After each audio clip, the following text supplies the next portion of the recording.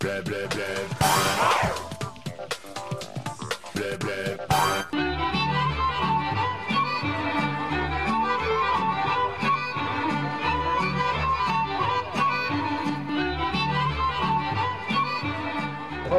do ove godine, nikada niko u ovo selo nije dolazio od visokih funkcionera.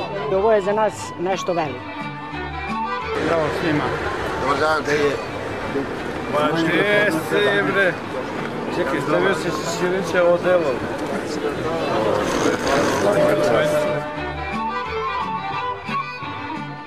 Samo da vam kažem, u mnogim zemljama postoji državni protokol kad je leto kako se oblači.